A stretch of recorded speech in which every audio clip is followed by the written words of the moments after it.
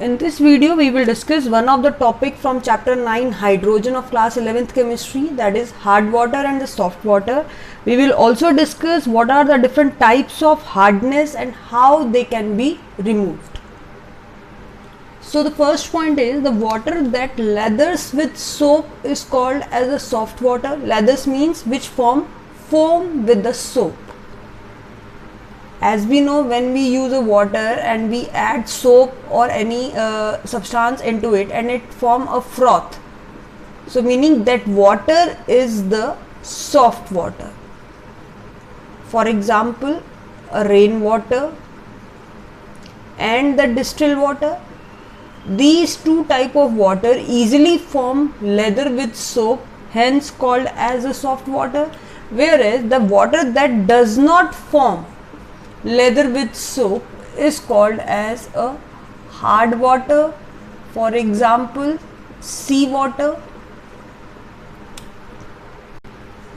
and well water. Now the important point, what is the cause of hardness of water, or we can say softness of water? That is because of the presence of bicarbonate, then chloride, then sulfates of calcium and magnesium ion. These are present in very high concentration in hard water. So hardness of water is because of presence of calcium bicarbonate, magnesium carbonate, or we can say calcium chloride, calcium sulfates. So these ions are present in hard water, due to which it does not form lather with soap. Temporary hardness of water is because of the presence of bicarbonates, that is HCO3 minus, of which element, that is magnesium and calcium. So temporary hardness is because of the presence of magnesium bicarbonate and we can say calcium bicarbonate. Now the next important point is how to remove this temporary hardness. So there are two methods. Generally, one by boiling, which we use maximum time in our houses by boiling the water, and the second one is the Clark's method. So now we will discuss each method separately. So what happened in case of a temporary hardness? These bicarbonates are generally soluble in water. That is, we can say MgHCO3 is soluble in water, but when we are heating it, it is forming magnesium hydroxide, which is precipitated out and the water is formed.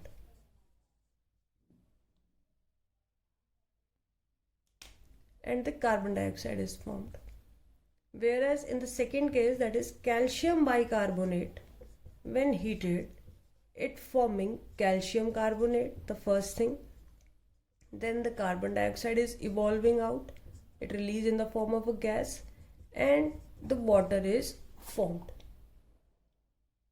So this is the first method in which we are generally heating the water and we precipitating out the magnesium bicarbonate in form of magnesium hydroxide and calcium bicarbonate in the form of calcium carbonate. Now the next method is the Clark's method. In this case, we are adding calculated amount of calcium hydroxide. Now why it is calculated, we will discuss later on. So first point, what happened? When we are adding CaHCO3, that is calcium bicarbonate, which is responsible for the temporary hardness, we are adding calcium hydroxide. Now it is forming, this is soluble part, we can say. So now it is forming insoluble calcium carbonate, CaCO3. So we are actually precipitating out the calcium carbonate. Then again it is forming here the water part, and the important point, we are taking a calculated amount. Why? Since if it is in less amount, then only it is forming the calcium carbonate. If we are using the excess of calcium hydroxide, then again it is forming, making it a bicarbonate. So this method will not be useful if we are not using a calculated amount of calcium hydroxide. Now what happened in case of magnesium carbonate when we are using bicarbonate. When magnesium bicarbonate is treated with calcium hydroxide, then it will be forming calcium carbonate, no doubt, water is there, and again insoluble magnesium hydroxide is formed. So product are nearby same, but method is different. That is, in first case we are heating, and in the second case we are adding the calculated amount of calcium hydroxide. Now the next type of hardness is the permanent hardness, and it is because of the chloride and the sulfates of magnesium and calcium. Whereas permanent hardness is because of chloride and sulfate of magnesium and calcium. Now permanent hardness is not easily removed, or we can say it cannot be removed by using simple boiling method. We have to use different methods for these. Now next method is the Kalgan's method. Now this Kalgan word stands for sodium hexametaphosphate. Now this is the salt which is known as a Kalgan's, that is Na6P6O18. Sodium hexametaphosphate is the Kalgan's salt which is used to remove the permanent hardness. Now what happened? This salt ionized to form Na plus 2Na plus Na4P6O18 2 minus. Now this complex salt when react with hard water, as we know hard water contain M2 plus ion which can be of magnesium 2 plus and the calcium 2 plus. So whenever it is reacting with this salt, then 2 of the sodium replace its position and it forming Na2MP6O18 plus 2Na plus. So this is the salt which is formed, and in this whole process the permanent hardness is removed. Now next method is the ion exchange method, or a permuted or a zeolite. Now what is an permuted or zeolite? These are the hydrated sodium aluminium silicate. Now what happened, we are using the zeolite word here, that we can represent like NaZ, where Z stands for Al2Si2O8.XH2O, that is, it is an hydrated salt of sodium aluminium silicate. Now what happened, we are using this salt NaZ, and when a permanent hardness is because of M2 plus ion. So these two are reacting. Just for example, it forming Na2 plus ion. All 2 plus ion is displaced by this metal ion and it is forming Mz2. So what happened? We have to remove this metal ion, and by using this hydrated aluminium salt we can easily exchange the ion. What happened here? Ion exchange. M2 plus ion is exchanged by the Na plus ion. Now actually what happened in this process is this thing. In your junior classes you have done that during the purification of water, the water is passed into a tank which contain a layer of sand and layer of a gravel, so that all the impurities are trapped in this kind of we can say structure.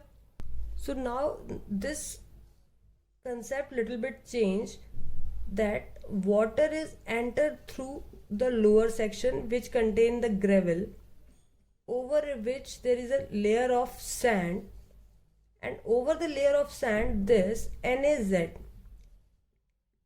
is placed, that is permuted is placed over the sand part. Now what happened, as soon as the water level rises up and it reaches this permuted section NaZ, then water contain M2 plus ion, so both the ions will exchange itself, and now permuted changes into Mz2 with the passage of time. So now when whole the permuted is used up, it is called exhausted, so that no more ion can be exchanged here. Now The simplest method is to recover again this permutate, that is when Mz2 over Mz2, when sodium salt, that is sodium chloride, is passed, then it is again recover its permutate. So meaning this method is very much useful. We can easily remove the hardness of water, and at the end the product which is formed, from there also we can again recover our exchanged resin, that is permutate and the zeolite we can easily exchanged. So what is an ion exchange method or a permutate or a zeolite? We are using the hydrated salt of what? Sodium aluminium silicate. For the simplicity we represent it like NaZ, where Z represent this section. Now when this NaZ is treated with the water containing the permanent hardness, then this metal ion exchange itself with this part, permutate part, and forming this section. When large number of water is passed through this permutate, then at the end it become exhausted. So now we have to recover this permutate by just simply passing again the NaCl over this permutate. We can easily recover our permutate. So we can say this method is very effective, efficient and cheap, and we can easily use it again and again, because the permutate which once exhausted can easily be recovered and used again and again. Now this is just I'm explaining a way back before when we are using water filter in our houses. तो ये एक steel के दो बड़े से container होते थे जो आपस में ज्वाइन होते थे. इट इज़ नॉट ट्रांसपेरेंट, वो ज्वाइंट होते थे, और जो ऊपर वाला कंटेनर होता था उसमें इस तरह की कुछ एक रॉड्स हुआ करती थी, रॉड्स जो देखने में वाइट कलर की होती थी बिल्कुल. ठीक है, ये रॉड्स यहाँ पे ऐसे फिक्स होती थी और इन्हीं के नीचे से पॉइंट्स थे जहाँ से पानी नीचे वाले सेक्शन में आता था और हम इसको फिल्टर होके पीते थे. विथ पैसेज ऑफ टाइम, काफ़ी टाइम बाद, जैसे 2-3 महीने निकल जाते थे, तो when we use to look at these white rods, they now become we can say dull, इनका कलर हो जाता था, क्रीमी लेयर इनकी हो जाती थी. तो रीज़न जितने सैंड पार्टिकल्स थे इनके ऊपर ट्रैप हो जाते थे, जो इसमें ये porous kind of cylindrical tubes होती थी. So these are also just like a permutit और अ जियोलाइट. ये जस्ट मैं एक आपको एग्जांपल दे रही हूँ कि अगर किसी ने कभी घर में वो स्टील का एक कंटेनर देखा होगा जिसमें एक लंबे लंबे रॉड्स थे, that is a kind of permutit and the zeolite. Now in the ion exchange method we are only we can say exchanging these two metal ion. So it has some of the limitation, that is chloride, sulfates, and these type of ions cannot be we can say exchanged by this method. So then comes this new method, that is the synthetic resin method. It is superior to the permuted method because in this all type of cations, that is Na plus, Ca2 plus, Mg2 plus, these are the cations, and we can say anions. What are those? Cl minus, SO42 minus, and HCO3 minus. All these cations and anions can easily removed by this synthetic resins methods. So there are separate methods. For one is known as the cation exchange method, other one is known as an anion exchange method. So just we will discuss in just like in difference form. Cation exchange resin method is used to remove these cation impurities. Anion exchange method is used to remove impurities like X minus, that is Cl minus, then SO42 minus. Anions, just for example, in case of cation exchange resins, we used a large organic molecule chain, that is RSO3H, or we can say RCOOH, where R is the long carbon atom chain we can say. It is a giant hydrocarbon. So when we treat, so we represent whole this as an RSH. So actually we are removing here the H part here. So when it is treated with M2 plus or M plus or any of the cation, so now this H will replace here and it is forming MR2 and the 2H plus ion. So cation exchange resin method is used to remove the cation impurities, or we can say the cations which are responsible for the permanent hardness of water. We are using here the organic molecule as a reactive acidic group such as RSO3H and RCOOH. So here H part is exchanged with the metal ion. So it is a type of ion exchange, we can say, but it is specifically for the cations. So finally we are exchanging here and forming Mr2 and the 2H plus ion. Now, in case of anion exchange resin, we are no doubt exchanging the anions, but now the resins contain the large hydrocarbon chain of this part NH2, or we can say hydroxide. So now this RNH2, when treated with water, it forming RNH3 plus OH minus. So now this is an anion exchange resin. Now it will become RNH3 plus OH minus dot OH minus. So whenever it is reacting with any of the anion, now this anion easily replace this OH here and it is forming RNH3 plus X plus OH minus. So we can easily remove the anion from the water, or we can say easily remove the permanent hardness of water because of this anion. So these two are the synthetic exchange resin method. One is the cation method, other one is the anion method.